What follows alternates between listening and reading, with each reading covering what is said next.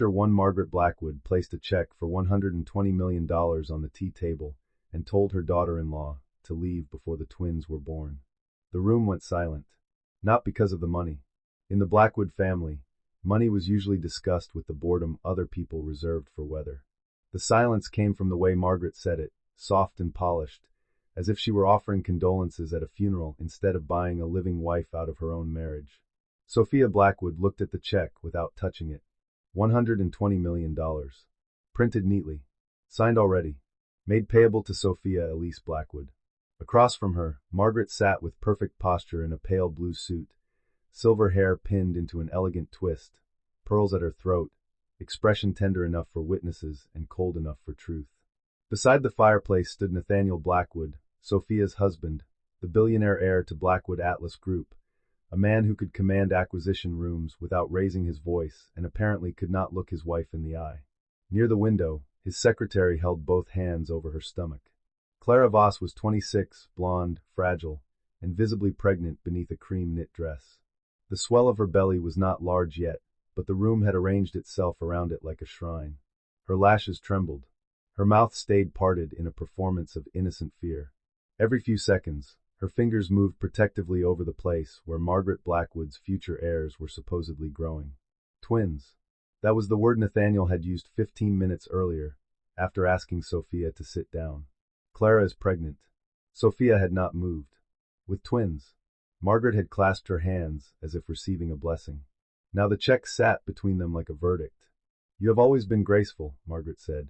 That is why I believe you will understand what must happen. Sophia raised her eyes. What must happen? Nathaniel shifted. He wore a charcoal suit, his tie loosened, his handsome face drawn with exhaustion. To anyone else, he might have looked tortured. Sophia had learned the difference between pain and inconvenience. Margaret leaned forward. The family needs stability. Clara's pregnancy changes the future. 2 children, Sophia. 2 Blackwood heirs. They cannot be born into scandal. Sophia looked at Clara. Then perhaps their father should have avoided creating one. Clara flinched as if struck. Nathaniel's jaw tightened. Do not attack her. There it was. 3 words. Clean. Instinctive. Revealing. Sophia smiled faintly. I said one sentence. She is pregnant.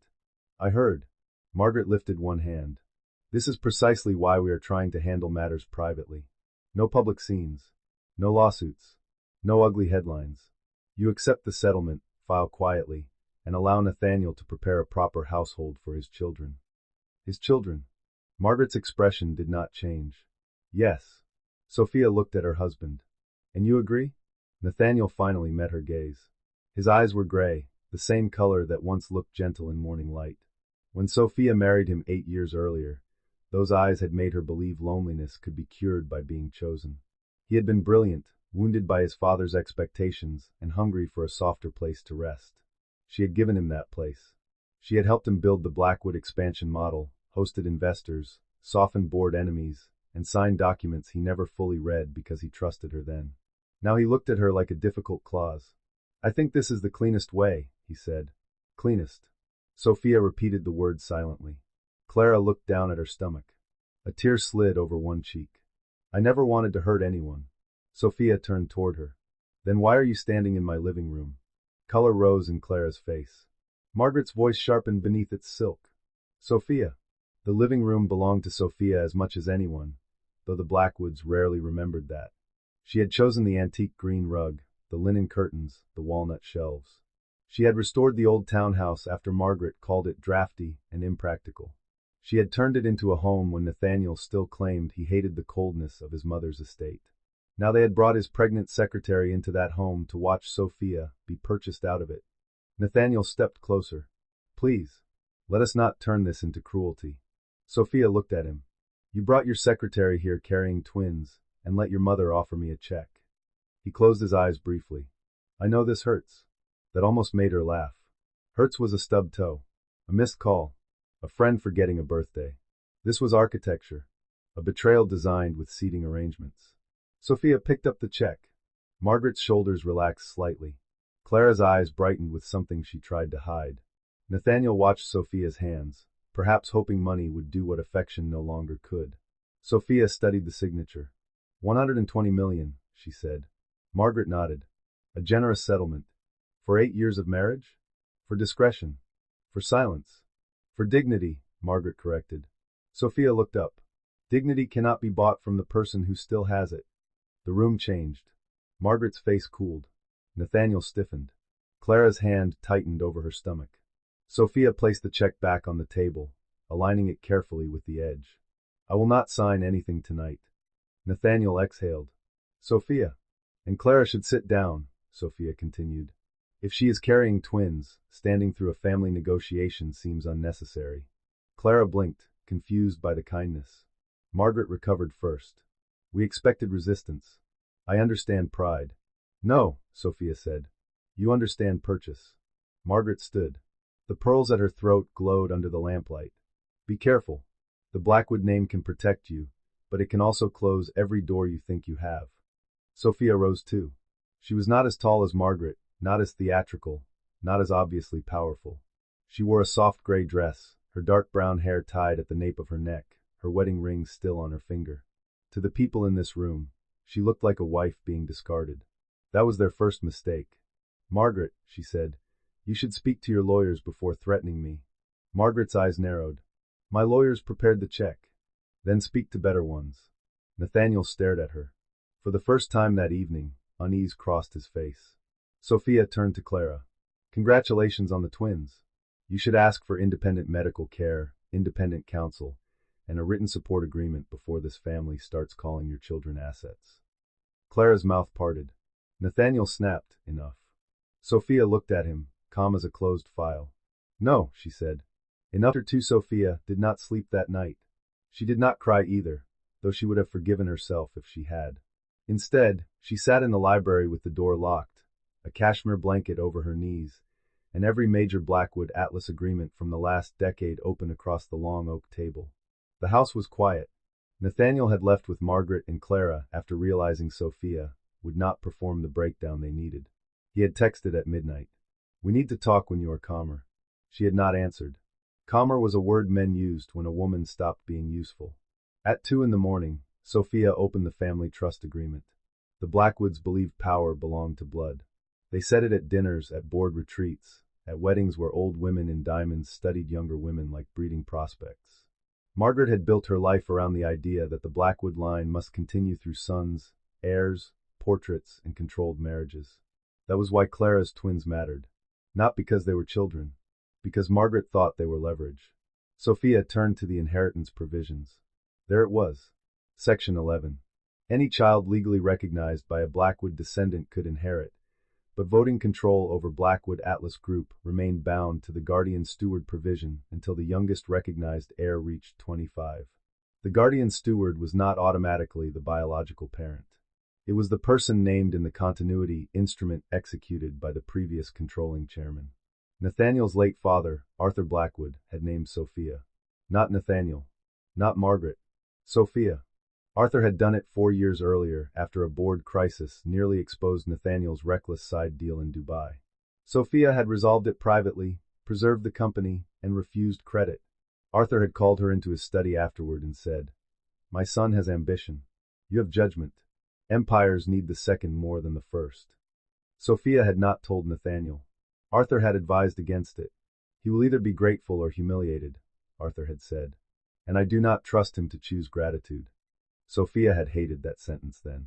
Now it sat in the room like a covenant from Blackwood Atlas's private restructuring. Margaret and Nathaniel had forgotten another detail. When Blackwood Atlas nearly lost its European logistics arm 5 years earlier, Sophia had arranged rescue capital through a discreet family office called Ellery Stone. The official investor was external. The beneficial owner was Sophia's maternal trust. Like many quiet women born into old money, Sophia had learned young that the safest power was the kind people only noticed after insulting it. Ellery Stone held convertible debt, board observation rights, and a default trigger if Blackwood Atlas attempted related party asset transfer, fraudulent settlement, or leadership action that created reputational damage affecting major financing. A public mistress pregnant with twins did not automatically qualify. A mother-in-law offering $120 million from a company-linked liquidity reserved to force the legal spouse to disappear might. Sophia took out her phone and called Daniel Rook, her attorney. He answered on the third ring, voice rough with sleep. Sophia? I need emergency review.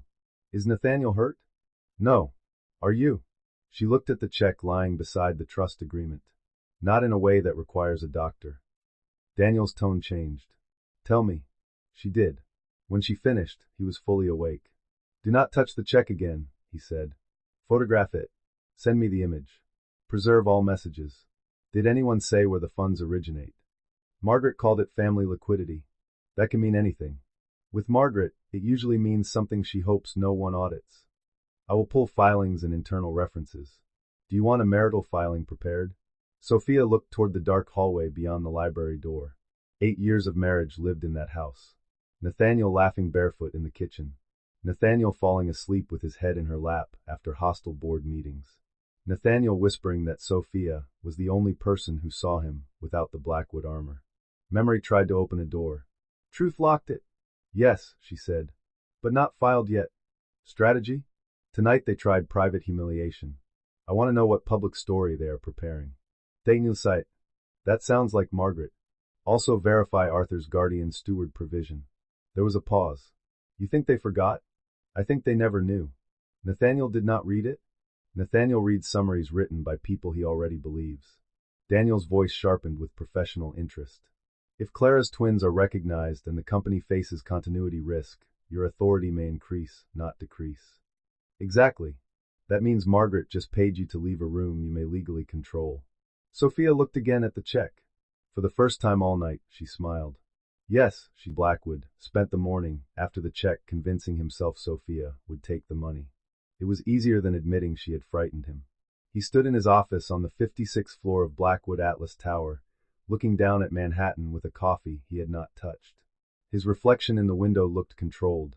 Dark hair, gray eyes, tailored navy suit, the public face of a man praised in magazines for modernizing an old empire. Underneath, his nerves moved like exposed wires. Sophia had not called. She always answered eventually. Not because she was weak, but because she believed problems became worse when ignored. That had been one of her most useful qualities. She could be hurt and still organize a solution. Angry and still read a contract. Exhausted and still sit beside him in a boardroom, passing him notes that saved him from his own impatience. He had mistaken that reliability for permanence. His office door opened. Clara entered with a tray she did not need to carry. She had been promoted out of administrative work weeks ago, but she still performed small acts of care around him because she knew how much he liked feeling needed. You didn't eat, she said. Nathaniel turned from the window. I'm not hungry. Clara set the tray on the side table and approached slowly. Her cream blouse skimmed her stomach. She looked softer in daylight, less theatrical than she had in Sophia's living room. Fear had replaced triumph. Did she call? Clara asked. No. Clara bit her lip. Maybe that's good. Nathaniel almost laughed. With Sophia, silence is rarely good. The words came out too honestly. Clara heard it. Her face changed. You sound like you admire her. I know her. Do you still love her? He looked away too quickly. Clara's eyes filled. Nathaniel. He rubbed his forehead. This is not the morning for that. It is exactly the morning for that. I am carrying your children. Your mother told me you were done with Sophia. You told me the marriage was only legal. He closed his eyes. Only legal. He had said that in a hotel room in Chicago while Clara cried because she hated hiding. At the time, it felt close months. Their conversations had become efficient. She watched him with a distance he resented, because it suggested she saw more than he wanted known. But legal was not a technicality when fortunes, houses, inheritance, and children stood behind it. His phone rang. Margaret. He answered on speaker because Clara was already watching him like a verdict. Did she reach out? Margaret asked. No. Then we pressured gently. I have arranged for a society item to mention your separation. Nathaniel straightened. Mother. Do not use that tone. The narrative must be set before Sophia creates one. Clara whispered. Narrative? Margaret heard her. Clara, darling, do not worry. We will protect you and the twins. Nathaniel walked to his desk. What exactly did you tell the columnist? Nothing false. That you and Sophia have been living separate lives. That the family is preparing for joyful news. That Sophia will be treated generously. His stomach tightened. Do not publish anything yet. It is already scheduled. Cancel it. Nathaniel, weakness now will cost us. I said cancel it. There was silence. Margaret was not used to being challenged by her son before noon.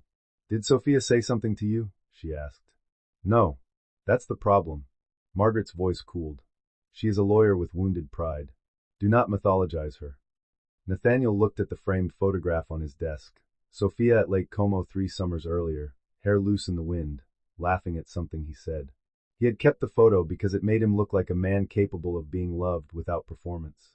"You offered her $120 million in front of Clara," he said quietly. "A clean solution. A provocation." "She is barren, Nathaniel." The word hit the office like ice. Clara looked down. Nathaniel's hand tightened around the phone. "Do not say that again." Margaret did not apologize. "She has given the family no heir." "Clara has. That is reality." Nathaniel ended the call. The office went quiet. Clara touched her stomach. "She really couldn't have children?" Nathaniel looked at her sharply. "That is not something you discuss." "But your mother said." "My mother says what helps her win." Clara stepped back, eyes wounded.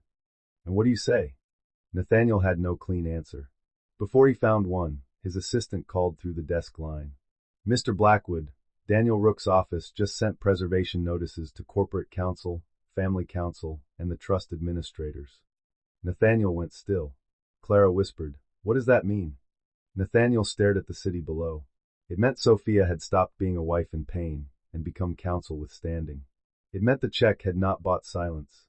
It built her reputation by smiling while other people discovered she had already won. By noon, the smile was gone. She sat in her private office at the Blackwood estate, a limestone mansion overlooking the Hudson, surrounded by portraits of dead men whose wealth she had spent her life defending. Her personal attorney, Graham Pell, stood near the desk with a tablet. He had the pale, anxious look of a man reading bad news to someone who believed bad news was disloyal. "Explain it again," Margaret said. Graham cleared his throat. "Daniel Rook has issued preservation demands related to the check, the funding source, communications regarding Ms. Voss's pregnancy, proposed divorce terms, and any discussion of Mrs. Blackwood's removal from residence or governance interests." "Governance interests?" "Yes. Sophia has no governance interests in Blackwood Atlas." Graham hesitated. Margaret saw it and hated him for it. "Say it." "She may." The room seemed to harden. Margaret leaned back slowly. "Through what?" "Ellery Stone." She stared at him. "Ellery Stone is a financing partner. It appears to be controlled by a trust connected to Mrs. Blackwood." For several seconds, Margaret did not move. Then she laughed once, not because it was funny, but because rage needed a shape. "Impossible." Graham said nothing. "Arthur would have told me." Still nothing. Margaret's face changed. Arthur. Her late husband had been many things: proud, strategic, capable of cruelty when necessary. But near the end, he had become intolerably fond of Sophia. He called her steady. He asked for her opinion. He trusted her in rooms where Margaret believed blood should have been enough. "What else?" Margaret asked. Graham looked as though he would rather resign.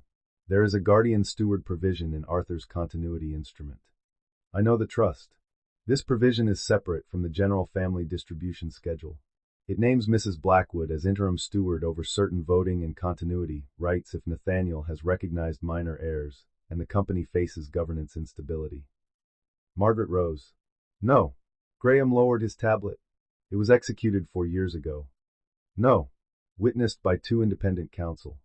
Margaret's hand struck the desk. A porcelain paperweight rattled. "Arthur gave Sophia control over my grandchildren's inheritance?" "Not direct inheritance. Stewardship oversight. Do not decorate the knife." Graham wisely stopped speaking. Margaret turned toward the window. The estate gardens were winter bare, all clipped hedges and cold stone. She had spent decades believing she understood the architecture of Blackwood power. Men inherited, women preserved, outsiders were tested, and wives without children remained guests no matter how long they stayed. Arthur had changed the locks without telling her. Because of Sophia. The door opened. Rebecca Blackwood entered without knocking. She was Nathaniel's younger sister, 32, sharp-featured, stylish, and permanently irritated by any woman praised more than herself. "Mother, what is happening?" "Nathaniel is ignoring my calls." Margaret did not turn. "Sophia is making trouble." Rebecca rolled her eyes. "Of course she is. I told you we should have offered less." 120 million made her feel important. Graham looked down at the floor. Margaret faced her daughter. Sophia may control Ellery Stone. Rebecca stopped. What? And your father named her in a continuity instrument. Rebecca's mouth opened, then closed. For once, she looked like a child who had discovered adults had secrets. Why would he do that? She whispered. Margaret's voice went flat. Because he forgot his wife was still alive.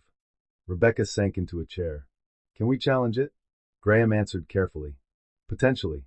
But if the document is valid, attacking it may force disclosure of why Arthur believed the provision necessary. Margaret's eyes narrowed.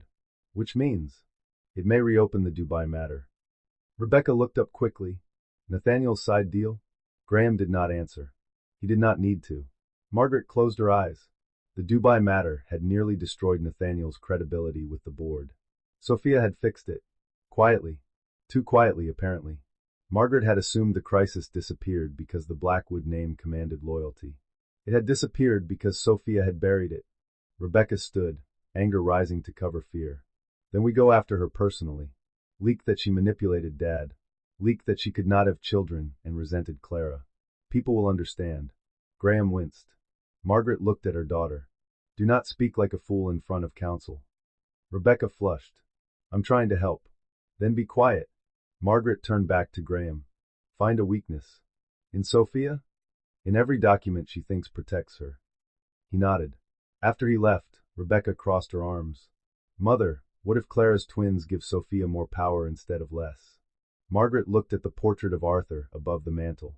For the first time in years, she hated a dead man. Then, she said, we make sure Sophia never becomes necessary. In a private medical clinic lobby. It was not planned.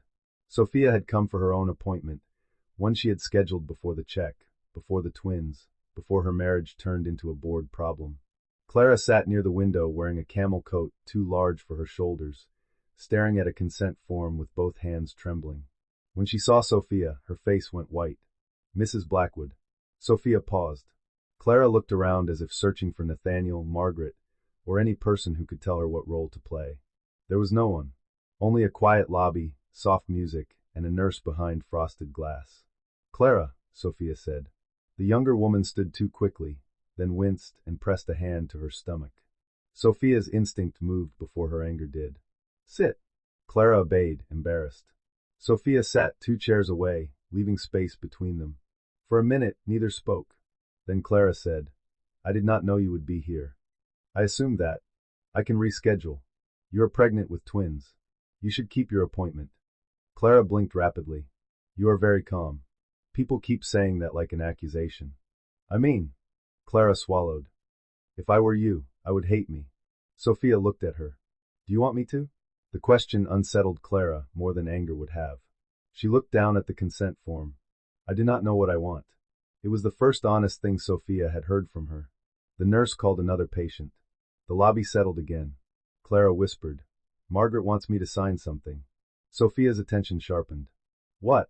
A prenatal family protection agreement. That is what she called it. She said it guarantees support, housing, medical care, trust funds after birth. Clara's fingers tightened on the paper. But it also says the children will be raised under Blackwood family supervision if I am considered unstable. Sophia closed her eyes for one brief second. There it was. Margaret had moved from buying out the wife to containing the mistress. Did you bring it? Sophia asked.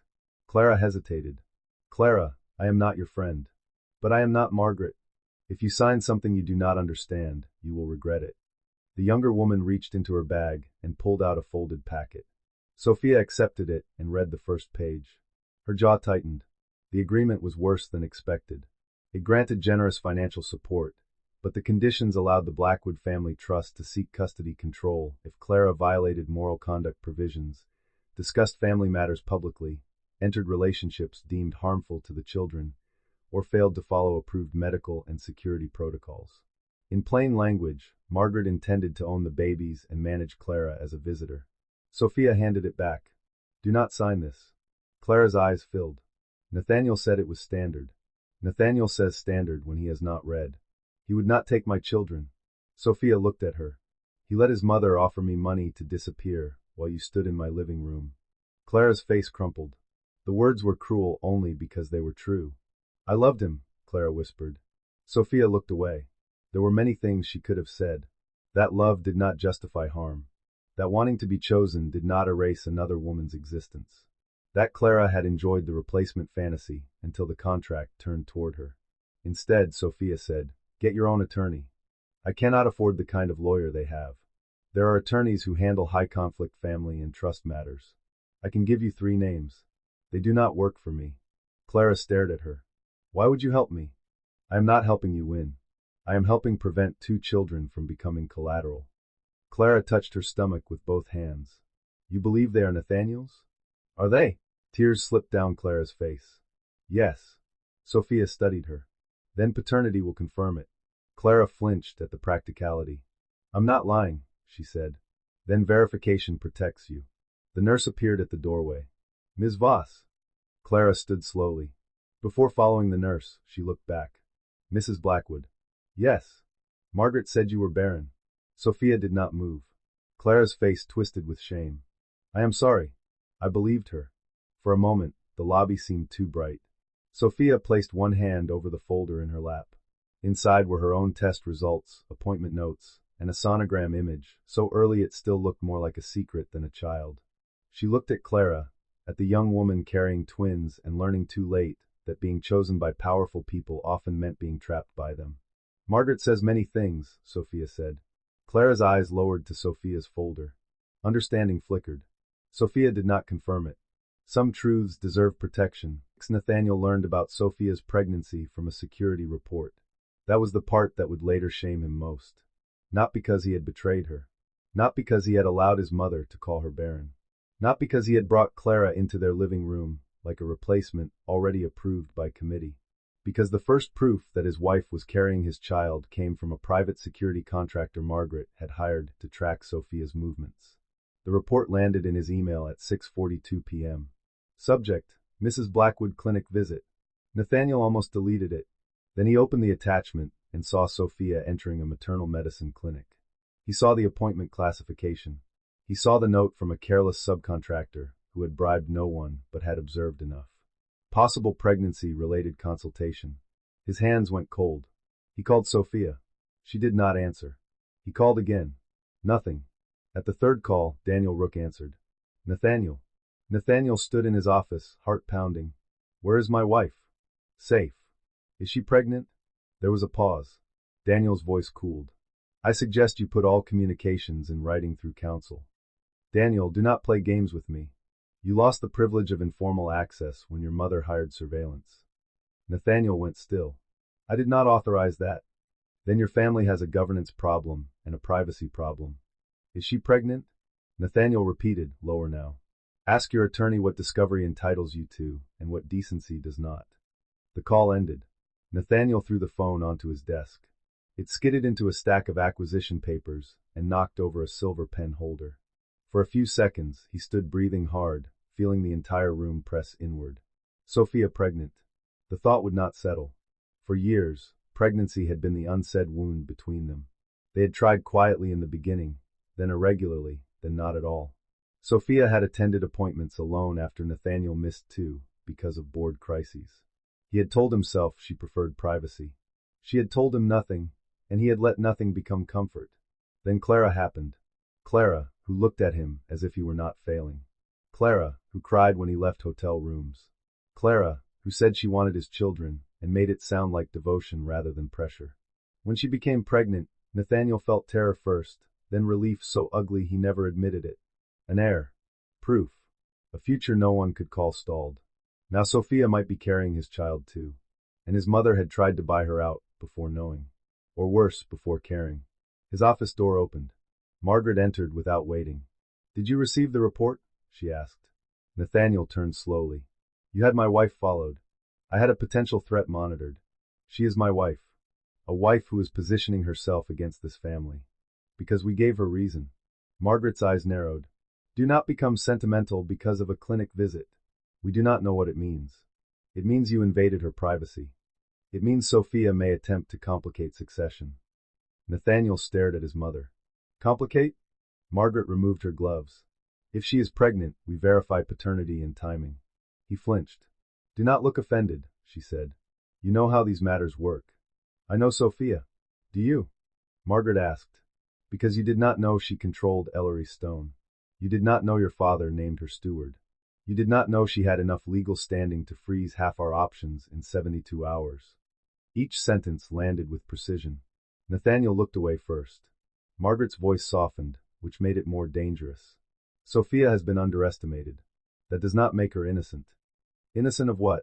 Being smarter than us? Margaret's mouth tightened. Of planning. Mother. She sat beside you for years, quietly holding documents that could displace us. You think that is love? Nathaniel thought of Sophia in the library at midnight, reading contracts because he was too exhausted. Sophia at his father's bedside. Sophia across board tables, passing him notes. Sophia telling him after Dubai, "You cannot keep treating risk as proof of courage." He had resented her then, because she was right. "Yes," he said quietly. "I think it was." Margaret looked at him as if he had disappointed her beyond repair. "Then love has made you stupid." Nathaniel laughed once, bitterly. "No. Pride did that." Blackwood family prepares for new generation amid quiet marital transition. It was elegant poison. The article described Nathaniel and Sophia as having lived separate lives for years. It called Clara Voss a trusted executive aide and close family companion. It hinted at joyful news expected soon. It praised Margaret's discretion and mentioned that Sophia, known for her reserved public style, would be treated with extraordinary generosity. It did not mention twins. It did not mention the check. It did not mention the secretary standing in Sophia's living room while Margaret tried to buy her silence. By noon, Sophia's legal team filed a sealed motion and an open statement. The statement was only 5 sentences. Mrs. Sophia Blackwood has not authorized any public characterization of her marriage, residence, medical status, or legal position. Reports suggesting a negotiated departure are false. Mrs. Blackwood has preserved all rights related to marriage, property, trust governance, and corporate matters. Any attempt to pressure witnesses, beneficiaries, employees, or expectant parents connected to the Blackwood family will be addressed through counsel. Privacy is requested for all unborn children implicated by recent events. The last sentence changed the story. All unborn children. By 3, the gossip sites were hunting. By 5, the board requested an emergency governance briefing. Sophia attended remotely from Daniel Rook's office. She wore a dark green blazer and no jewelry except her wedding ring. Her face appeared on the conference screen before 12 directors, Nathaniel, Margaret, corporate counsel, and the board secretary. Margaret stared at Sophia's image with barely concealed hatred. Nathaniel looked tired and shaken. The board chair, Helena Cross, opened the meeting. "We are not here to litigate a marriage. We are here because potential trust, succession, and financing issues may affect Blackwood Atlas." Sophia nodded. "Agreed." Margaret spoke before anyone else could. "Then Mrs. Blackwood's personal filings are irrelevant." Daniel Rook leaned into frame. "They are relevant if family actions intersect with corporate liquidity, trust control, or coercive settlement funded by company-adjacent reserves." Corporate counsel shifted uncomfortably. Helena looked at Margaret. Was the proposed $120 million payment sourced from personal funds? Margaret's chin lifted. "Family funds. That is not an answer. The Blackwood family office maintains liquidity." Sophia spoke calmly. "The check was drawn from a Blackwood legacy account pledged in part to support executive continuity obligations." The room went still. Nathaniel looked at his mother. Margaret did not look back. Helena turned to corporate counsel. "Is that accurate?" Counsel hesitated. "Preliminarily, the account is connected to family office assets, but has cross-collateral relevance under certain agreements." One director muttered, "Jesus." Margaret's face hardened. "This is being exaggerated." Sophia said, "I have no interest in exaggeration. The check exists." The meeting occurred. Clara Voss was present. "The proposed payment was offered in exchange for my quiet departure after Ms. Voss's pregnancy with twins was disclosed." The words twins entered the boardroom like an alarm. Helena removed her glasses. "Ms. Voss is pregnant with twins?" Nathaniel answered, voice low. "Yes." Another director asked, "And paternity?" Nathaniel's jaw tightened. "I am the father." Sophia did not react. Her stillness made the directors look at her more carefully. Helena said, "Mrs. Blackwood, your statement referenced unborn children plural beyond Ms. Voss. Are you making a medical disclosure?" Daniel began. "My client is not required." Sophia lifted one hand slightly. Daniel stopped. She looked directly at Nathaniel through the screen. I am pregnant. No one spoke. Nathaniel closed his eyes. Margaret's hand froze around her pen. Sophia continued. I had intended to disclose it privately before my husband's affair, Ms. Voss's pregnancy, and the proposed buyout were presented to me as a completed family decision. Helena's expression turned severe. This creates significant continuity concerns. Margaret snapped, or convenient timing. Nathaniel's head turned. Mother. Sophia's face remained composed, but something in her eyes cooled so sharply that even Helena noticed. Daniel leaned forward. Mrs. Blackwood has medical documentation and will comply with lawful, appropriate procedures.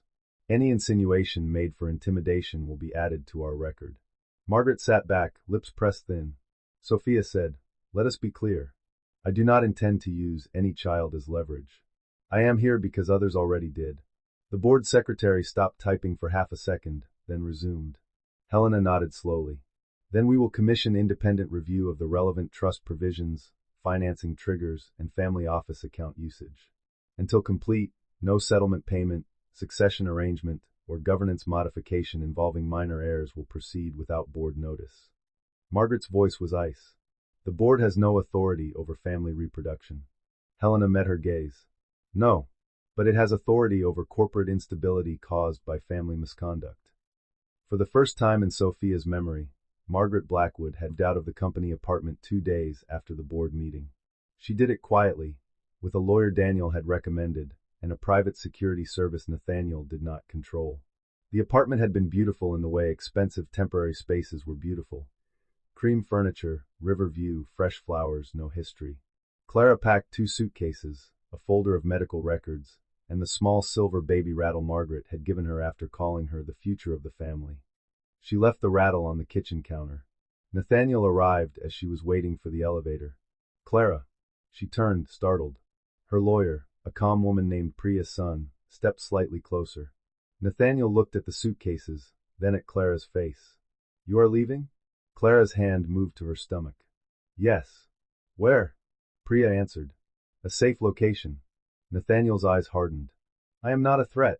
Clara flinched. Priya said, then you will respect boundaries. Nathaniel looked at Clara. Did Sophia put you up to this? Something in Clara's face changed. Not anger. Disappointment. You really think every woman in this story is being controlled by another woman, except the one you want to control, she said. Nathaniel stared at her. Clara's voice shook, but she kept going. Sophia told me to get my own lawyer. That is all. Your mother gave me a contract that could take my children if I became inconvenient. You told me it was standard. He looked away. Did you read it? She asked. His silence answered. Clara laughed softly, miserably. Of course. I would not let her take your children. You let her call your wife barren. The word struck him. You let her offer money to erase Sophia. You let me stand there while it happened. I thought it meant I was loved. Now I think it meant I was next. Nathaniel stepped closer. Clara, I made mistakes. Priya said, Mr. Blackwood. He stopped. Clara's eyes filled. I loved you because you seemed powerful. Then I realized power in your family is mostly people being too afraid to say no to your mother. The elevator opened. Nathaniel's face tightened with pain and pride, both too late to be useful. They are my children, he said. Clara nodded. Then become someone they can safely know. She entered the elevator with Priya. The doors closed. Nathaniel stood alone in the hall of the apartment he had used to hide a woman who was now hiding from him. His phone buzzed. Sophia. For a second, hope lifted in his chest. Then he opened the message. All future communication regarding me, or the pregnancy, must go through counsel. Do not contact my doctors. Do not send security. Do not come to the house without written notice. He read it 3 times. Then after 9 the Blackwood townhouse became quiet after the locks changed. Not empty. Not dead. Quiet. Sophia spent the first evening walking through each room and removing the objects that belonged more to performance than memory. Nathaniel's framed magazine covers went into storage. Margaret's gifted silver candlesticks went into a box for return. The photographs from formal galas remained, but only because Sophia wanted to decide later whether history should be preserved or released. In the library, she found a note Arthur had written years earlier tucked inside an old annual report.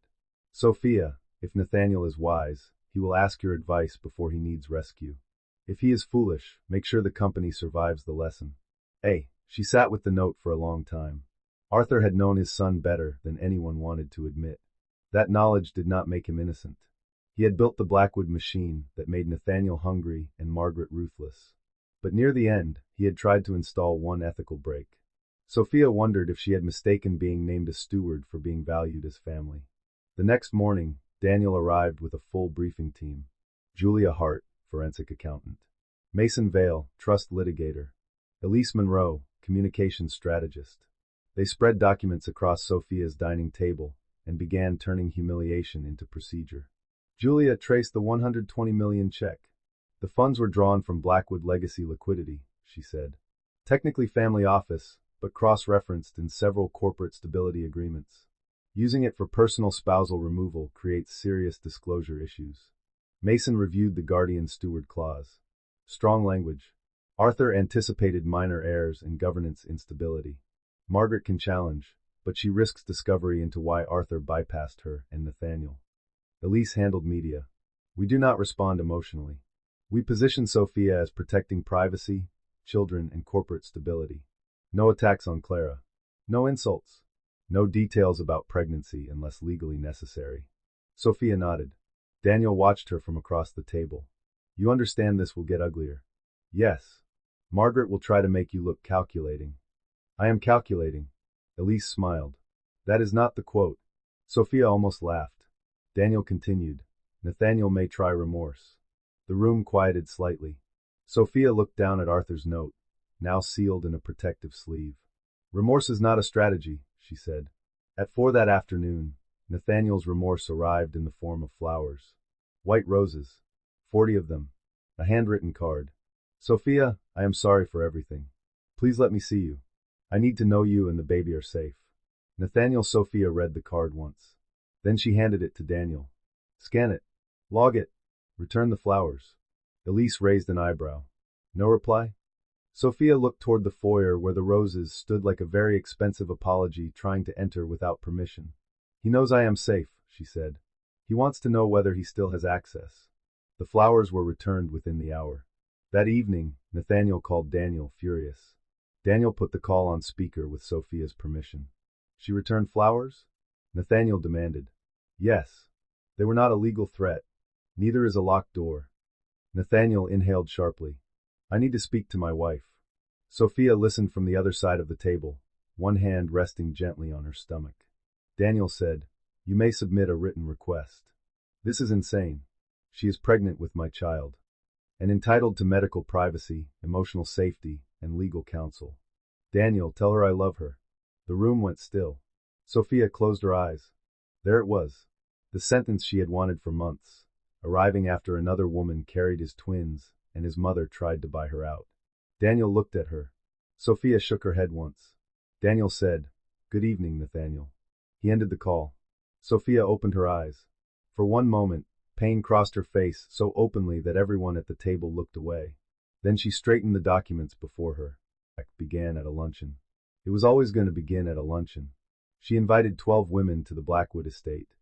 Trustees, wives of directors, 2 museum patrons, 1 retired judge, and a columnist who pretended she was only there for charity planning. The table was set with ivory china and winter flowers. Clara was absent. Sophia was not invited. That absence was the point. Margaret waited until dessert to sigh. I only hope the children are protected, she said. The retired judge glanced at her. Children? Margaret's mouth tightened delicately. I should not speak. The columnist leaned in.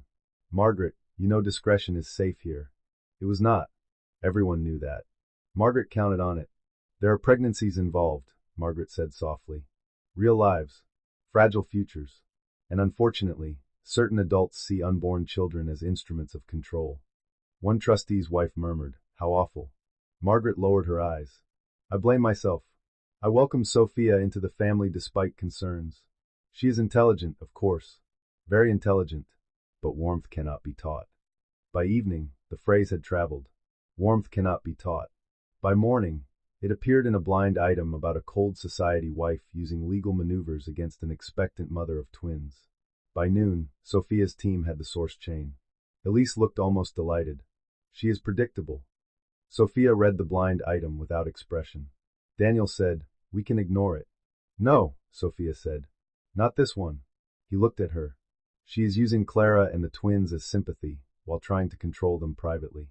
Release the prenatal agreement." Elise sat straighter. "Redacted? Names protected where necessary. Leave the custody control language visible." Daniel nodded slowly. "That shifts the narrative. It tells the truth." Within 4 hours, the public story changed again. The cold wife became the woman who warned the pregnant secretary not to sign away custody rights. The benevolent mother-in-law became the matriarch whose agreement allowed family supervision over Clara's children if she failed moral conduct standards. Clara's attorney released a one-sentence statement.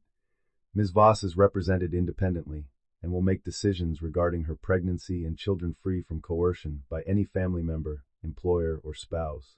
The word spouse was not accidental. Nathaniel saw the statement during a board preparation meeting and went pale. Margaret saw it at the estate and threw a porcelain cup against the fireplace. Rebecca called it betrayal. Sophia called it Tuesday. That evening, Margaret came to the townhouse. She arrived without notice, which meant she was stopped at the new security desk Sophia had installed in the vestibule. The guard called upstairs. Sophia looked at the camera feed and saw Margaret standing in a sable coat, face carved from fury. Daniel advised against allowing her in. Sophia considered. Then she said, "Let her into the front sitting room. Record everything." Margaret entered like a queen forced to use a public entrance. Sophia waited near the fireplace in a black dress, one hand at her side, the other holding a cup of tea. She did not offer Margaret one. "You released a private family document," Margaret said. "You circulated a public lie. That agreement was meant to protect the twins. From their mother? From instability." Sophia set down her cup. "You define instability as any woman you cannot command." Margaret stepped closer. "Do not pretend you care about Clara. I care that 2 children are not born into a contract cage. You care about control." "Yes," Sophia said. Margaret blinked. Sophia continued, "Control over my body, my home, my legal rights, my child's future. The company Arthur asked me to protect. I care very much about control when the alternative is letting you purchase obedience and call it family." Margaret's face flushed. "Arthur made a mistake naming you. Perhaps. But he made it legally. You think a document makes you a Blackwood?" Sophia looked around the sitting room, at the house she had restored while Margaret criticized the curtains, at the marriage she had protected while Nathaniel drifted toward admiration elsewhere, at the family that wanted her gone until her hidden authority became inconvenient. "No," she said. "Your family taught me that being a Blackwood is often nothing to aspire to." Margaret lifted her hand. For one sharp second, Sophia thought the older woman might strike her. The guard stepped forward from the doorway. Margaret lowered her hand. Sophia's voice stayed calm. "Do not come here uninvited again." Margaret's eyes shone with rage. "This is not over." "I know. You will lose something." Sophia looked at her. Margaret, after 11 the board hearing took place the following Monday in a room with no flowers. That detail pleased Sophia. Blackwood Atlas's directors gathered around a long glass table beneath recessed lights. No portraits. No family silver. No inherited mythology. Just documents, microphones, and men and women who understood that liability did not care about bloodlines. Sophia attended in person. Nathaniel stood when she entered. He looked thinner than he had 2 weeks earlier, his suit immaculate, his face drawn. For a brief moment, his eyes moved to her stomach. She saw pain there, and longing and shame. She did not let any of it decide her next step.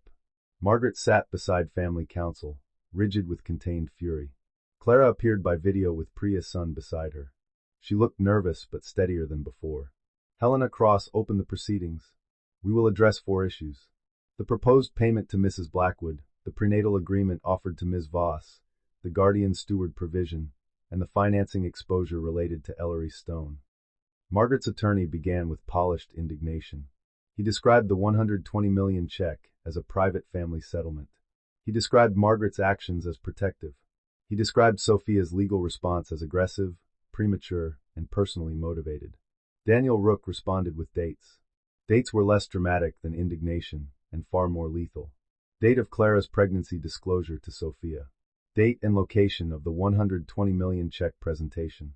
Date Margaret's office contacted the columnist. Date surveillance was ordered.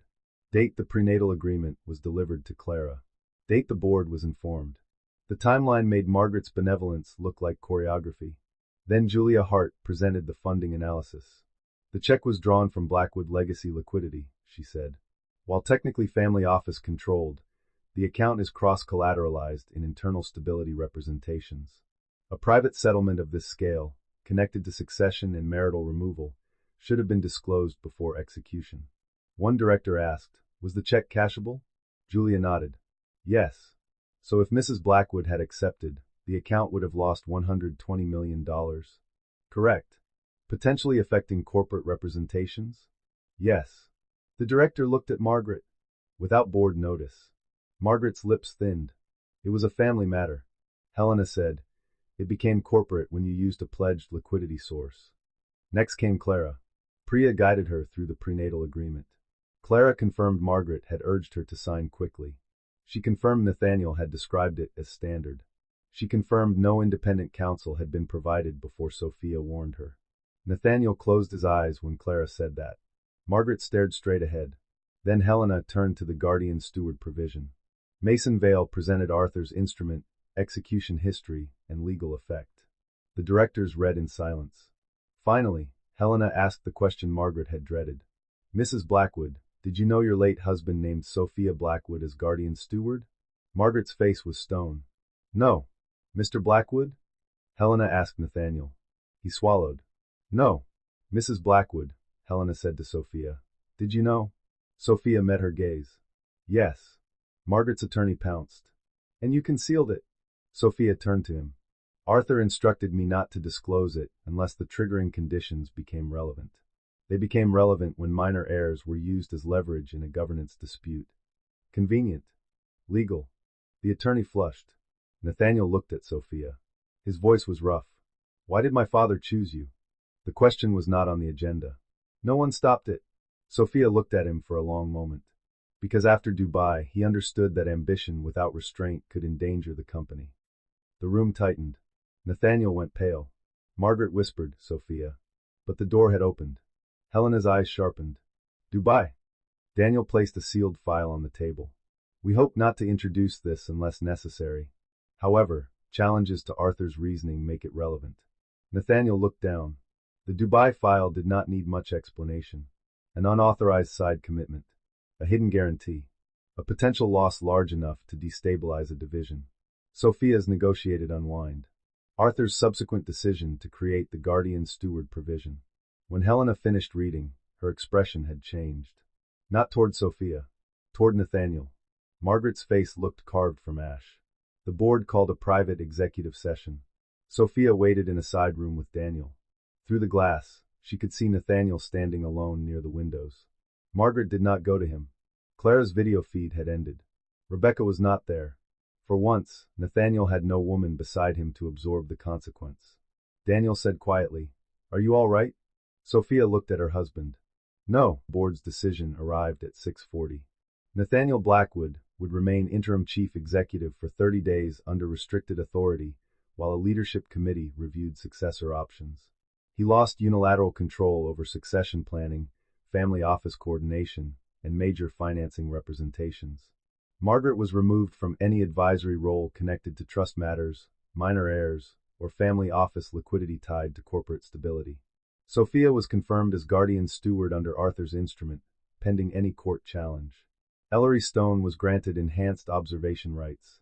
Clara's prenatal agreement was formally disavowed as unauthorized by the company and inappropriate for any corporate-affiliated trust structure. The decision did not destroy Nathaniel. It did something worse for a man raised to inherit command. It supervised him. When the meeting ended, Sophia walked toward the elevator with Daniel. Nathaniel followed. "Sophia." Daniel stopped. Sophia said, "It's fine." Daniel stepped aside but remained close enough to be useful. Nathaniel stood before her, shoulders tense, eyes red around the edges. "I did not know about the surveillance until after." "You still received the report." "I know. And opened it." He flinched. "Yes." The elevator numbers moved slowly above the doors. Nathaniel lowered his voice. "Are you well?" "Medically, yes." "And otherwise?" She looked at him. "You are not entitled to otherwise." Pain crossed his face. "I deserve that." "Yes." He took a breath. I spoke to Clara. She left the apartment. Good. I am arranging independent support. Through counsel? Yes. Good. He looked down, almost smiling bitterly.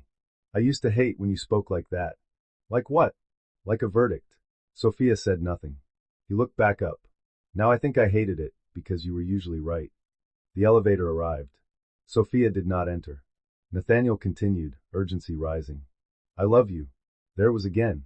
This time, not through Daniel. Not written on a card. Spoken in a hallway after a board reduced his power and exposed his shame. Sophia felt the words. She hated that she felt them. You loved being safe with me, she said. You loved being understood by me. You loved the version of yourself I helped you maintain. But love that needs another woman's humiliation to feel alive is not love I can live inside. His eyes filled. I was afraid. Of what? That you saw me too clearly. The answer was honest enough to hurt. Sophia's voice softened, but only slightly. I did. And Clara did not. No. She saw what you showed her. He nodded slowly, as if accepting a sentence. Can I come to the next appointment? He asked. Sophia's hand moved to her stomach. For a moment, she saw the future as it might have been. Nathaniel beside her, nervous and awed. Margaret pretending restraint. A family repaired before breaking. Children born into complicated love, but love nonetheless. Then she saw Clara in the living room. The check. Margaret's voice. Nathaniel saying, this is the cleanest way. No, she said. He closed his eyes. Not yet, she added. His eyes opened. She did not offer more. Not yet was not forgiveness. It was a boundary with a door somewhere beyond it, locked from Sophia's side. She stepped into the elevator with Daniel. As the doors closed, Nathaniel remained in the hallway, looking for the first time like a man. Margaret filed the challenge 3 weeks later. No one was surprised. She contested Arthur's guardian steward provision on grounds of undue influence, lack of full family disclosure, and conflict created by Sophia's marital dispute. The petition was elegant, aggressive, and personally insulting in the way expensive lawyers learned from clients who wanted blood, but still needed plausible deniability. Sophia's response was shorter. Arthur was competent. The provision was valid. Margaret's challenge was retaliatory. Discovery should include the Dubai file, family office communications, the $120 million check, surveillance orders, and the prenatal agreement. Margaret withdrew 2 claims within 48 hours.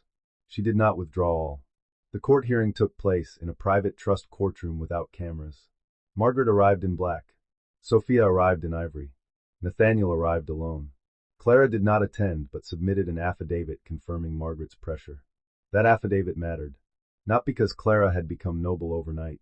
Because truth often entered the record through frightened people who finally understood silence would not save them. The judge, a gray-haired woman named Allison Reed, read everything with the expression of someone who had seen too many wealthy families mistake trusts for weapons. Margaret's attorney argued first. He described Arthur as vulnerable after illness, Sophia as influential, and the provision as inconsistent with Blackwood family tradition. Judge Reed interrupted. Counsel, tradition is not law. The attorney recovered poorly. Daniel argued next.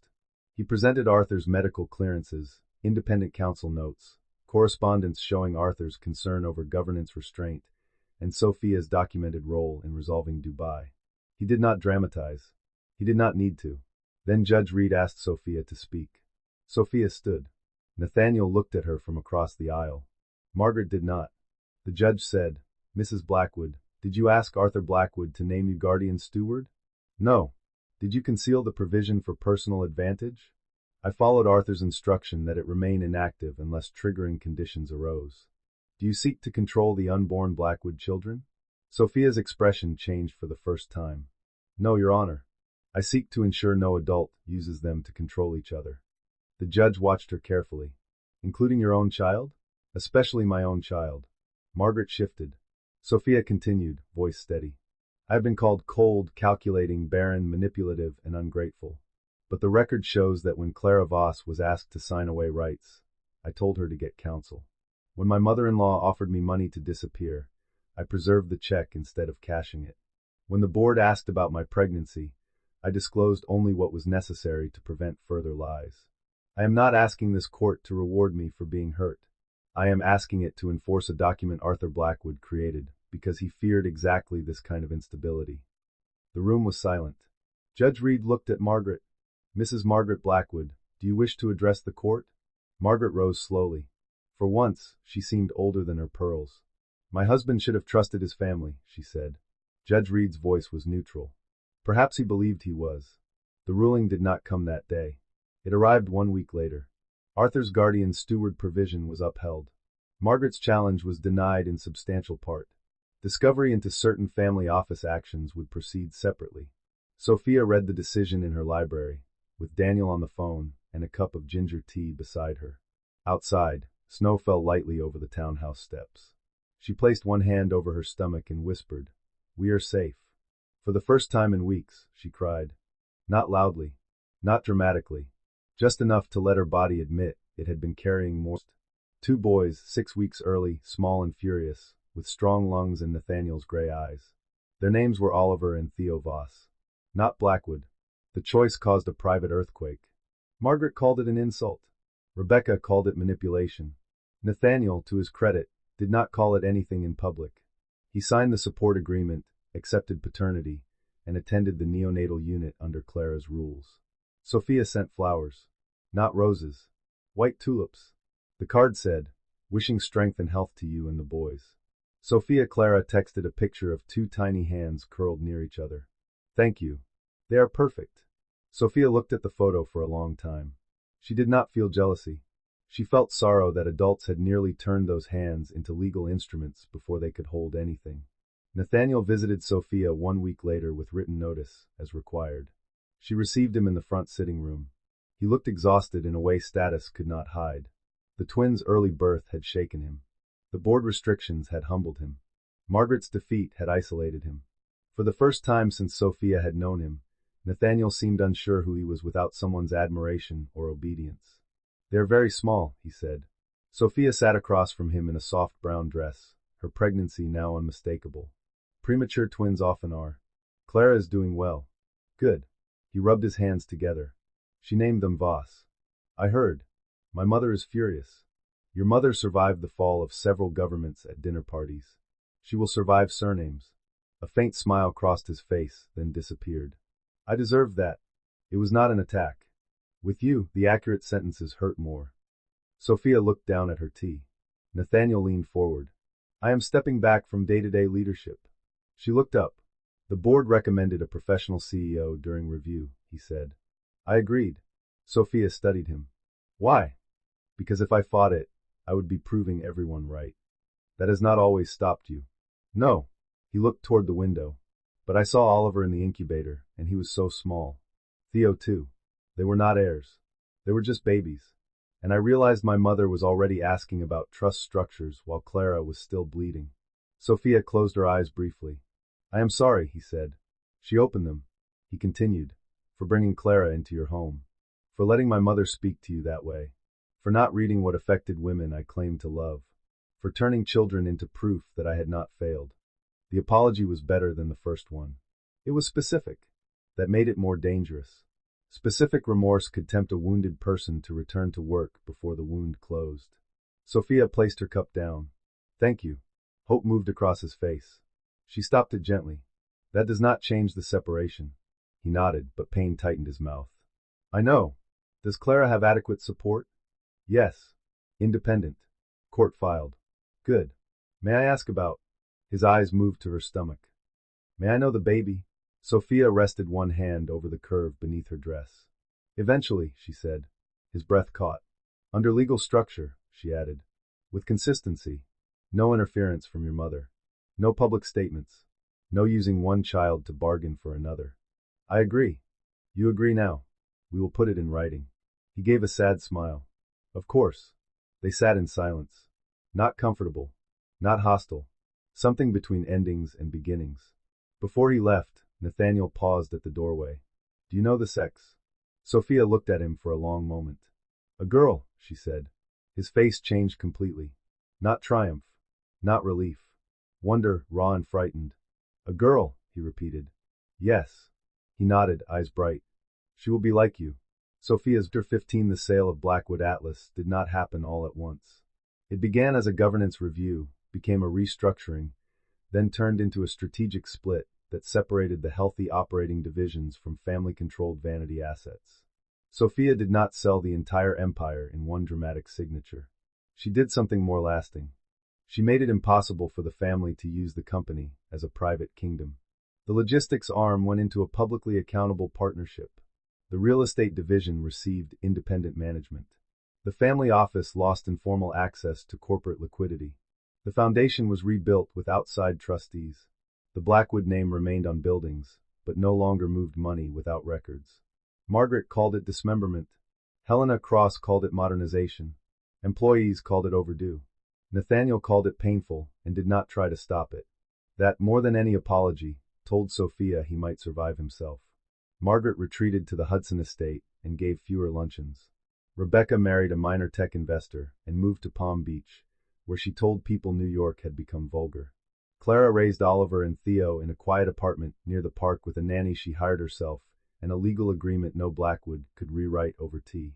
Sophia's daughter was born in late spring during a thunderstorm. Labor was long and difficult. Marianne, Sophia's mother, flew in from Boston and held her hand through 12 hours of pain, legal calls muted, all strategy suspended by the ancient work of bringing a child into air.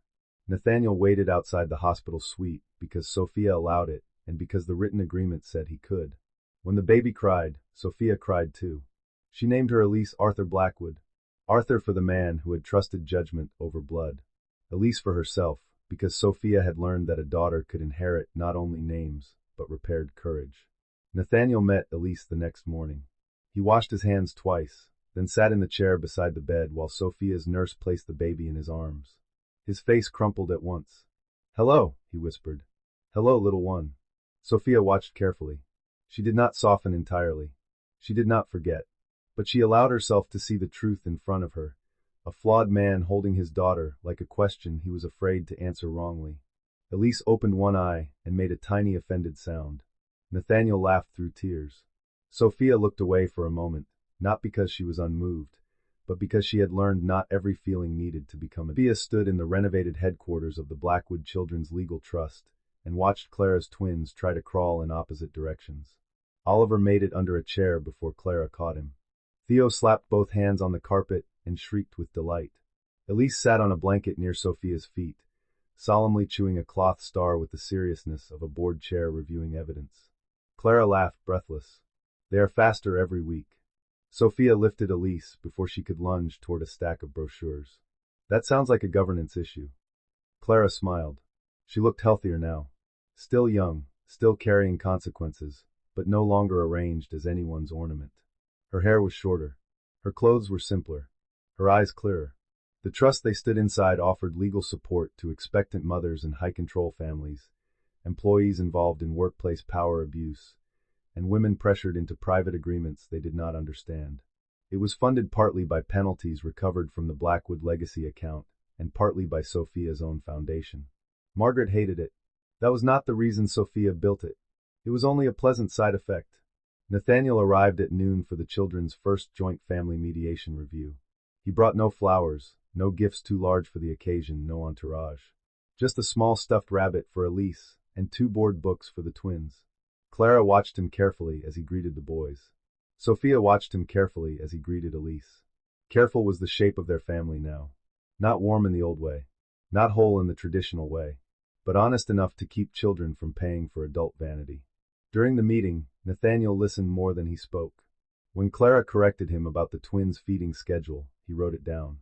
When Sophia said Elise became overstimulated after long visits, he asked what helped.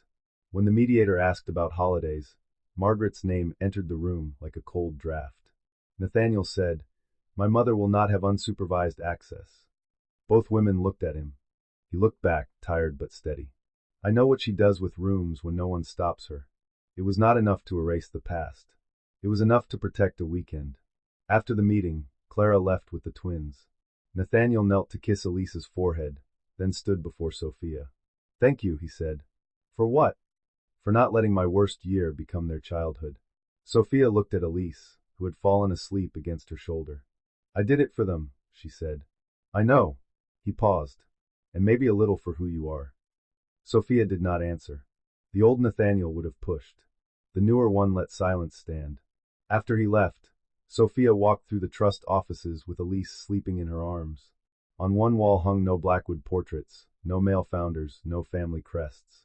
Instead, there were framed copies of plain language rights guides, photographs of women leaving courthouses with their shoulders back, and a small brass plaque near the entrance. Dignity cannot be purchased from the person who still has it. Marian had wanted the quote larger. Sophia had refused. Some truths work better when people had to step closer to read. Margaret Blackwood sent a gift. It arrived in a white box tied with silver ribbon. Inside was a diamond bracelet small enough for a child and inappropriate enough for Margaret. The card read, "For my granddaughter. Blood remembers." Sophia looked at the bracelet for a long time. Then she sent it back with a note. Elise is learning hands before ornaments. Nathaniel called 2 hours later, trying and failing not to laugh. "Mother is furious," he said. "That will be familiar for her. She said you insulted the bloodline." "I insulted a bracelet. With you, objects often stand trial." Sophia smiled despite herself. There were moments like that now. Brief, human, not enough to rebuild a marriage, and not trying to. They had become co-parents with history. It was not a romance. It was not a tragedy either. It was work. That evening, after the birthday guests left, Sophia sat on the floor of the nursery, while Elise stacked wooden blocks into a leaning tower. The city outside glowed with early summer light.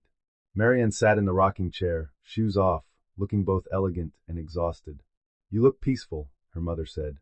Sophia placed another block on Elise's tower. It fell immediately. Elise gasped, then laughed. "I look tired. Peace often does." Sophia leaned back against the sofa. "Do you ever regret not telling the Blackwoods everything from the beginning?" Marian asked. "About Ellery Stone? About who you were?" Sophia watched Elise try again, this time placing the widest block on top of the smallest. "Sometimes," she said. "But I also think they showed me who they were because they believed I had nothing." Marian nodded slowly. "Useful information. Expensive information. Most useful information is." Sophia looked toward the window. For years, she had thought discretion meant safety. Then she learned discretion could become a room where other people wrote your role because you refused to announce your power. Now she understood the balance differently. Power did not need to be loud, but it did need to be accessible when dignity was under attack. Elise crawled into her lap, holding a block against Sophia's chest like an offering. Sophia kissed her hair. "I do not want her to grow up thinking silence is grace," Sophia said. Marianne's voice softened. "Then teach her silence is a tool, not a home." Sophia held her 18 3 years after Margaret placed the check on the tea table. Sophia returned to the Blackwood estate for Arthur's memorial dedication. She came because the company had endowed a governance ethics center in Arthur's name, and because Elise was old enough to point at portraits and ask why everyone looked so serious. Clara came too, with Oliver and Theo in matching navy sweaters. Nathaniel arrived separately, carrying Elise's coat, because she had decided halfway up the steps that coats were unacceptable. Margaret received them in the grand hall. She had aged. Not softened exactly. Margaret Blackwood did not soften. But the sharpness had become less theatrical, more contained. She looked at the children first, as if counting blood, then stopped herself with visible effort. "Sophia," she said. "Margaret." Clara's shoulders stiffened. Sophia noticed. Nathaniel did too. "Clara," Margaret said after a pause. "The boys look well." Clara held Theo's hand. "They are. No darling. No future of the family. No ownership language dressed as affection." Progress sometimes arrived wearing discomfort. During the dedication, Helena Cross spoke about Arthur's late-life commitment to governance restraint. Nathaniel spoke briefly and honestly about learning that legacy, without accountability, became entitlement. Sophia did not speak. She had been asked. She declined. Some victories did not need a microphone. Afterward, Margaret found her near the winter garden. Elise was with Nathaniel, showing him a leaf she considered important. Oliver and Theo chased each other along the path while Clara pretended not to panic. Margaret stood beside Sophia in silence for almost a minute. Then she said, "I was wrong." Sophia looked at her. Margaret kept her eyes on the children. "Not about everything. Of course not. Do not mock me. I am recognizing your limits." Margaret's mouth tightened, but she let it pass. "I was wrong to offer the check." The words were stiff, but they existed. Sophia waited. Margaret continued. "I was wrong to call you Baron. That sentence cost more." Sophia felt the old pain move once, then settle. "Yes," she said. "You were. Margaret looked at her then. I thought family could be protected by control. It can be preserved by boundaries. You sound like Arthur. He had his moments. Margaret almost smiled. Almost. Elise has your eyes, she said. Sophia glanced toward her daughter. Elise was now making Nathaniel hold 3 leaves and 1 pebble. She has her own, Sophia said. Margaret nodded faintly, remembering perhaps that she had heard that correction before. The children ran past, laughing. For a moment, the estate did not feel like a kingdom or a battlefield. Just an old house filled with small loud lives that had no idea how hard the adults had fought not to make them inherit the worst of it. Sophia watched them and felt something unclench. Not forgiveness exactly. Not forgetting. Something steadier. Proof that a woman could survive being priced, judged, replaced, doubted. That night, Sophia returned to her townhouse with Elise asleep in the back seat. The city was soft with rain. Street lights blurred against the windows. Nathaniel had offered to drive behind them, then accepted when Sophia said security was enough. He was learning. Slowly, unevenly, but learning that love for a child did not give him automatic access to the mother. At home, Sophia carried Elise upstairs, changed her into pajamas without fully waking her, and tucked her beneath a quilt embroidered with tiny moons. On the nursery shelf sat the wooden block Elise had once offered like a medal. Sophia had kept it there because motherhood had made her sentimental in ways she no longer mocked. Downstairs, she made tea and opened the old file box Daniel had returned after the final trust matters closed. Inside lay a copy of the $120 million check. Cancelled. Never cashed. Preserved as evidence. Sophia held it under the lamp. Once, that check had been meant to measure her worth.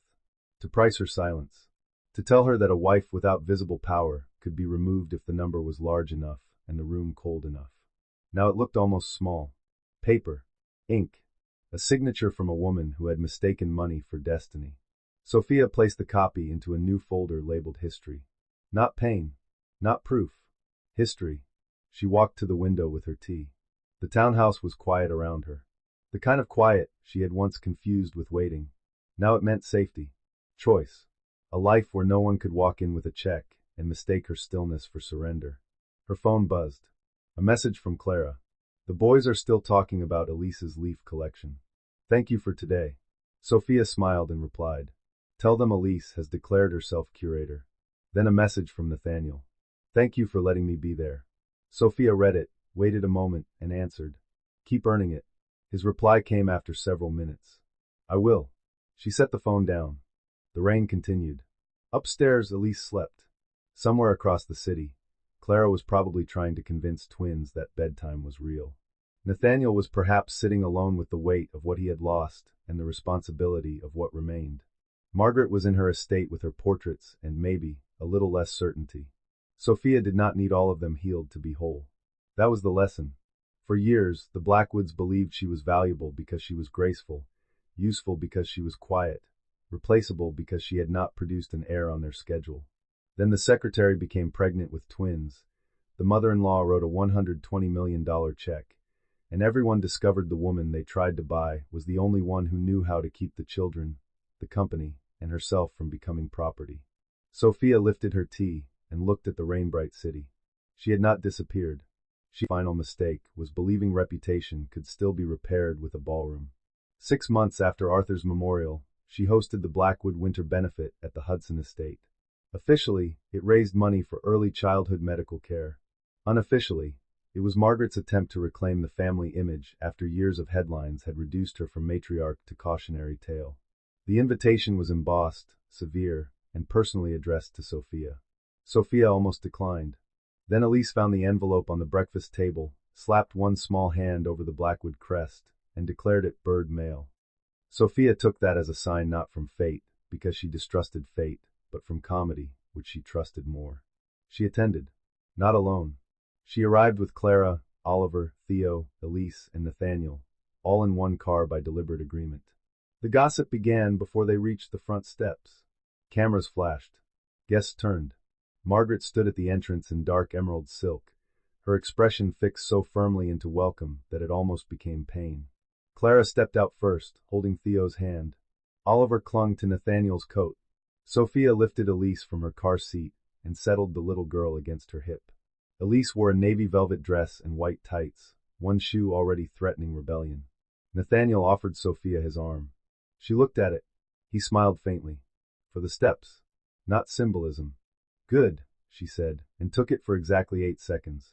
The cameras caught it anyway. Margaret watched them approach.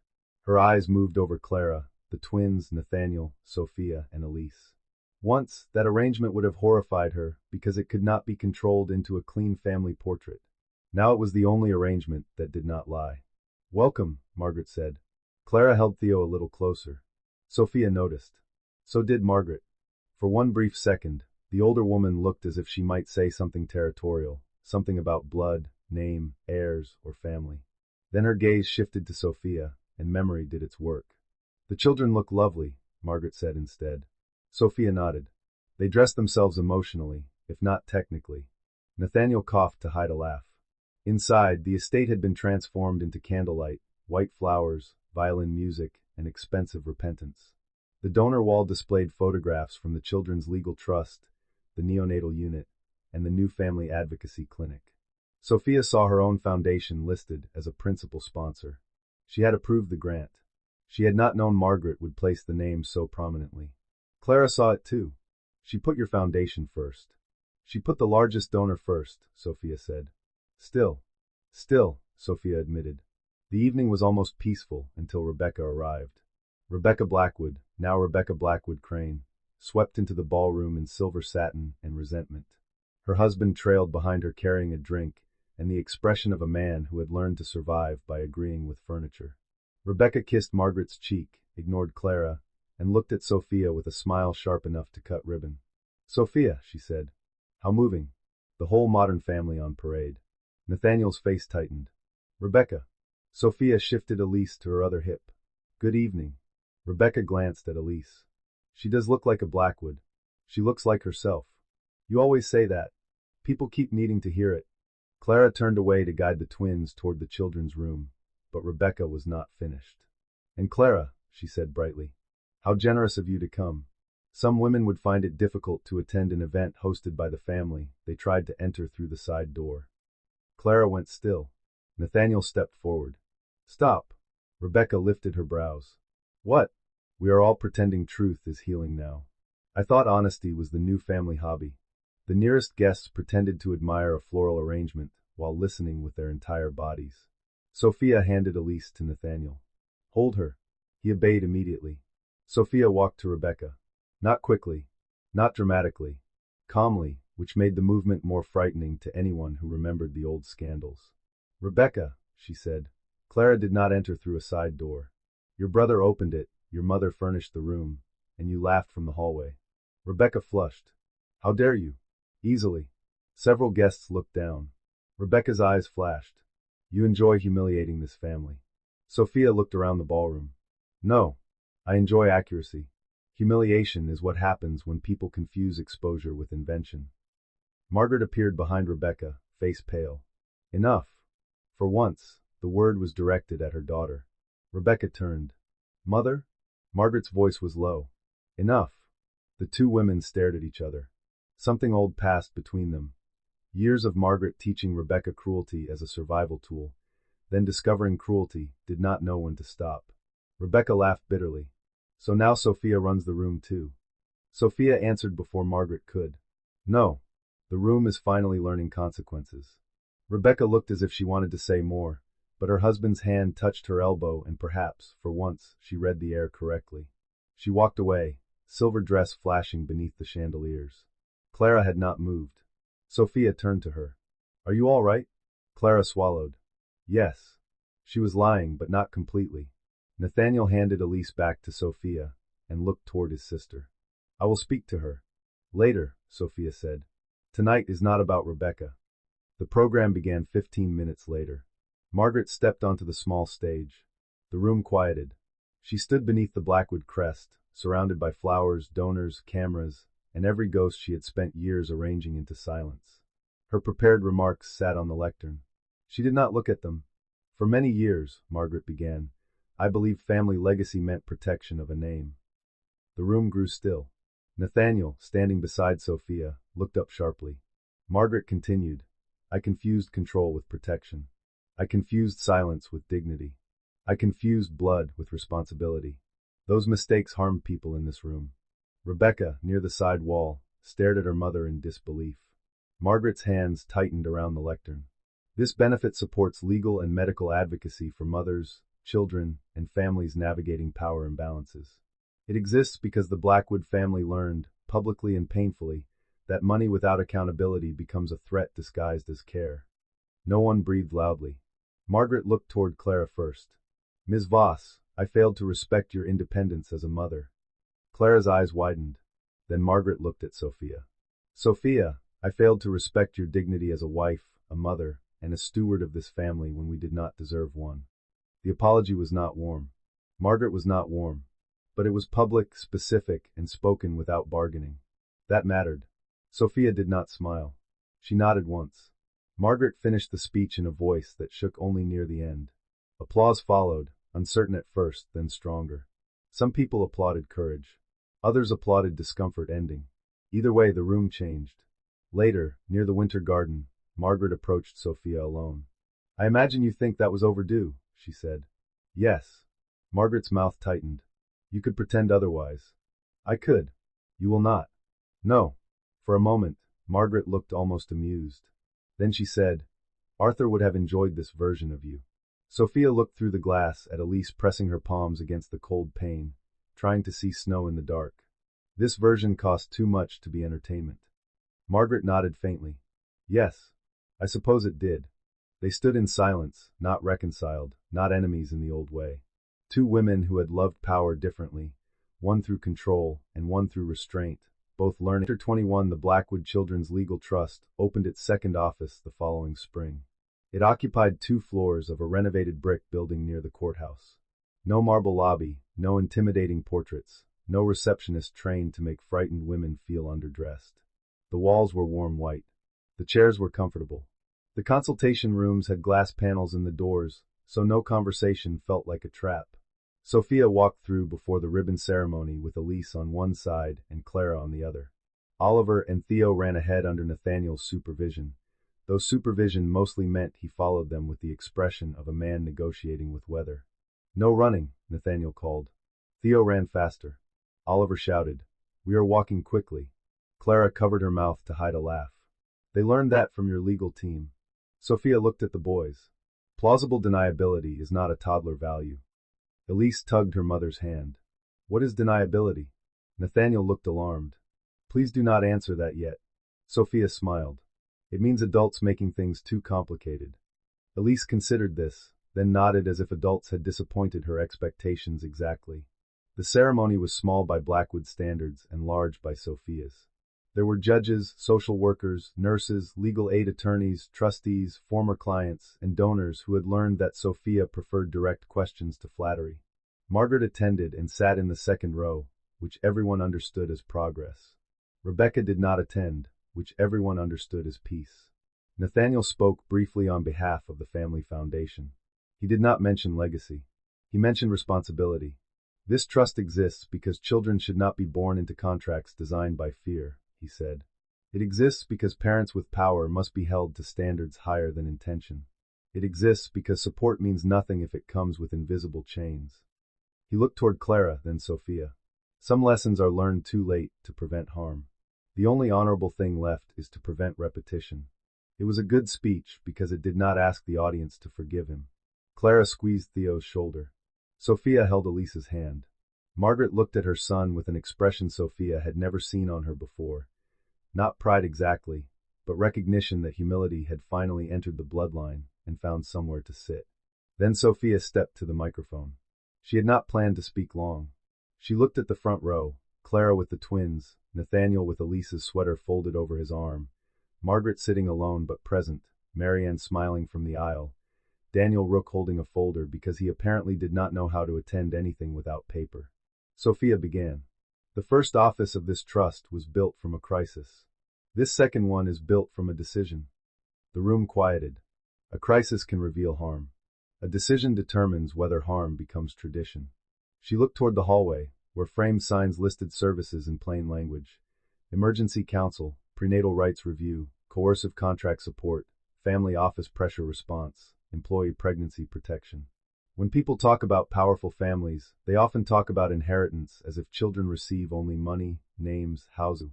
They inherit the way adults speak when they are angry. They inherit what is forgiven without repair. They inherit which doors are locked, which stories are hidden, and which people are treated as removable. Margaret looked down at her hands. Sophia continued, voice steady.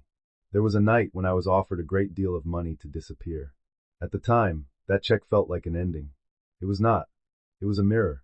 It showed me what happens when a family protects image more fiercely than people. No one moved.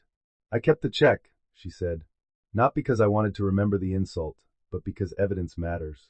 Later, I realized evidence is not only for court. Sometimes evidence is what a woman keeps so she can prove to herself that she did not imagine the moment someone tried to price her dignity. Clara's eyes filled. Marianne pressed a tissue into her palm without looking away from Sophia. This trust cannot make every family kind. It cannot make every powerful person honest. It cannot save every marriage, and it should not try. What it can do is give people language, counsel, records, and exits.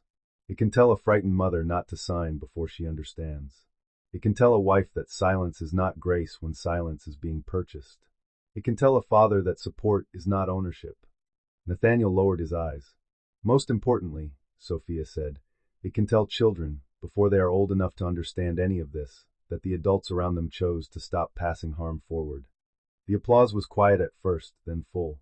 Elise clapped because everyone else did. Oliver and Theo clapped because clapping was loud. Nathaniel stood. Clara stood. Margaret stood last, but she stood. After the ribbon was cut, Sophia walked into the first consultation room alone. It had a round table, 3 chairs, a box of tissues, a carafe of water, and a window facing the courthouse. Simple. Useful. Unimpressive in the best possible way. Nathaniel found her there a few minutes later. That was beautiful, he said. It was accurate. Also beautiful. She allowed that with a small tilt of her head.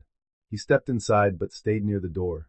He had learned not to enter her space without reading her face first. Elise wants to show you the children's corner, he said. She says it needs more books about astronauts. She is probably right. She usually is. Sophia looked at him then.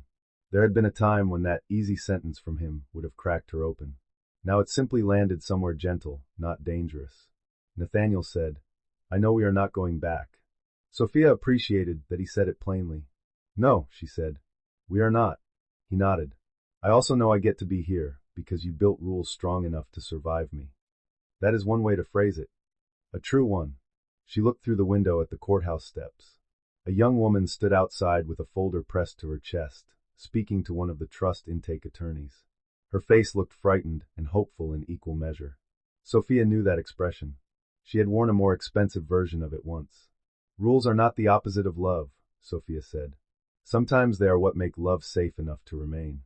Nathaniel absorbed that quietly. Then Elise burst into the room holding a picture book upside down. Mom, astronauts. The conversation ended, as many important adult conversations did now, because a child had a more urgent agenda. Sophia lifted Elise into her arms and followed her to the children's corner. Oliver and Theo were already there, arguing over a wooden rocket. Clara sat on the carpet beside them, laughing. Nathaniel leaned against the doorway. Margaret watched from the hall, not entering, not commanding, simply present. For a second, Sophia saw the whole strange shape of the life after the check. Not the life she would have chosen before betrayal. Not the family portrait anyone could have designed cleanly. But a life with doors, records, apologies, boundaries, children who knew laughter before legacy, and women who had stopped letting powerful rooms define their worth. That was enough. More than enough. And the quiet moment a woman refuses to be bought.